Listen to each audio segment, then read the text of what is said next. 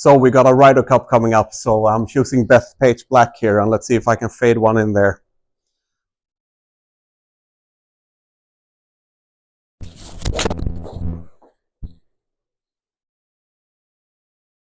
Is it coming? Yeah, just a little bit.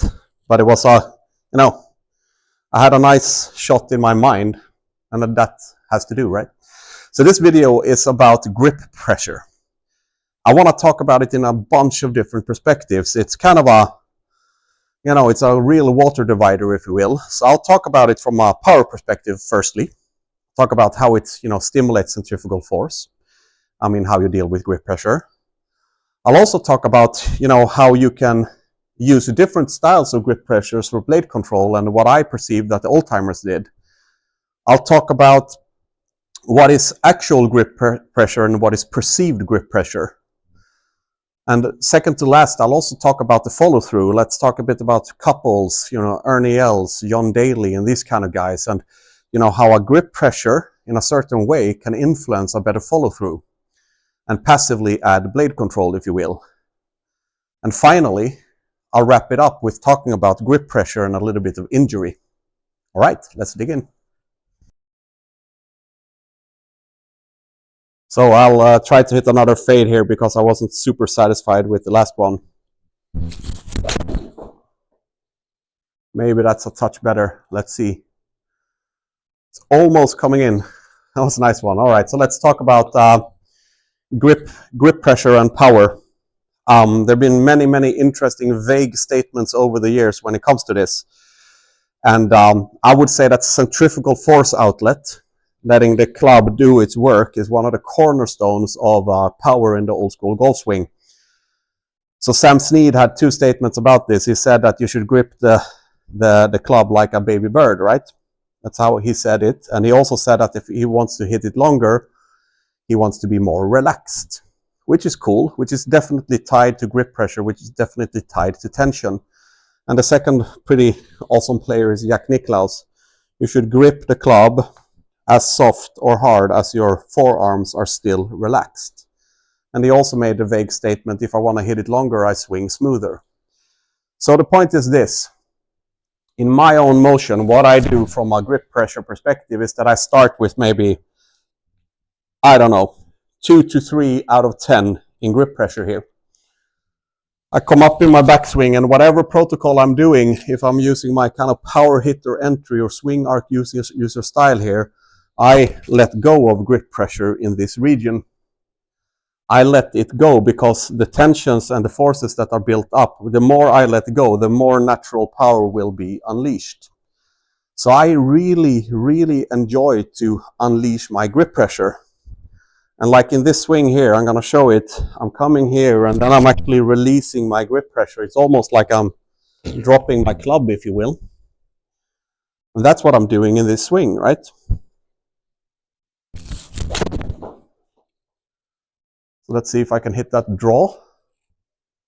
Yeah, that was a nice one. And the thing about this is that it's connected to your feeling of an effortless golf swing. When you're letting go here, it's not like you're only letting go of grip pressure, you're letting go of tension in your body. And when you let go of tension in your body, it's almost like your body is reacting better to the forces that you put into the golf club. So that's about grip pressure and power. This is highly debated. It's like, how do you create blade control in a golf swing? If I just unleash my club, I call it unleashing the beast, if you will, right? I really unleash centrifugal force and I do nothing about it. Then I step into what Nicklaus talked about, power first, accuracy second. So I'll show you what happens when I just unleash this golf club. So that was the nicest sensation in my body that I could ever have. But the club over-rotated because the centrifugal force and the twist in the shaft just sent it like this, right? Even though that I'm playing flat golf clubs and doing everything in my power to not make that happen from a passive perspective, the club face still shut down. So how can you influence blade control? You can do it in a bunch of different ways. You can definitely strangle the club. You can do that, but it will lead to a very non-nice feeling in the through swing. But great players on the tours today, they do that, right? They put themselves in a position where they kind of more strangle their release. I mean, for me, I don't do that, and I lose power whilst doing it, and it kind of forces you into a more mechanical mindset. But you can definitely do that.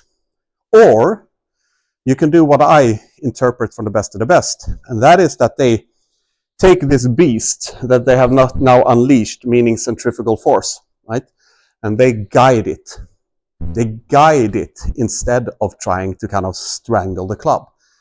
And if you inspire the club head to go in a direction that is, beneficial for you, then you can actually get blade control in a little bit of lower grip pressure.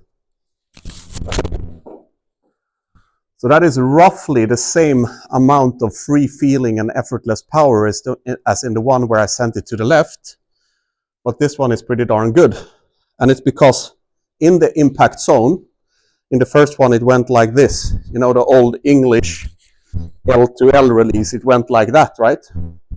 But here I managed to kind of, influence this to be a little bit kinder during the impact area.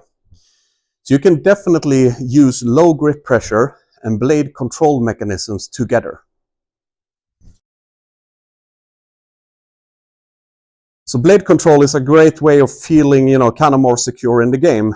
And another cool thing of actually letting that grip pressure go, like the old school guys did, and I'll actually talk about a bit more contemporary guys now, is that you can utilize what Freddie Couples, Ernie Els, Daly, Louis Oosthuizen, Vijay Singh, and these guys are using, which is kind of I call it a centripetal follow-through move.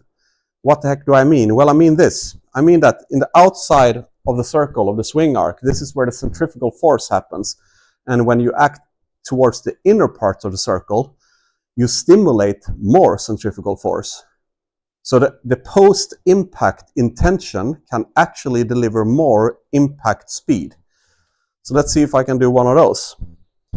And it goes hand in hand with grip pressure.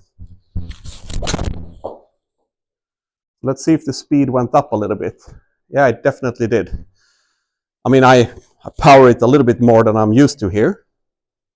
But I think I gained like almost 10 yards on that one because of my centripetal through swing intention, my centripetal follow through intention. All right, so in the last segment, I'll talk about injury and grip pressure. So I'll wrap it up with talking about grip pressure, tension, pressures, and injuries, and I'll make a segue to another video that I will make about this. I've unfortunately injured myself a lot in the golf swing, and I really feel that when you get, pressure away from your body, meaning this position, like if I really strive towards the target, if I want to get the club towards the target. For instance, Lee Trevino, he would have a golf ball here, and his goal would be to hit this golf ball in front of that golf ball, right? He would kind of have back injuries.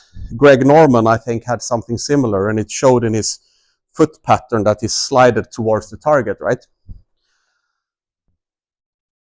I feel myself, the less linear towards the target that I can act, the more centripetally, again, circle, acting towards the center is the centripetal action, the less injury bound I become. It's like it's kinder to my body.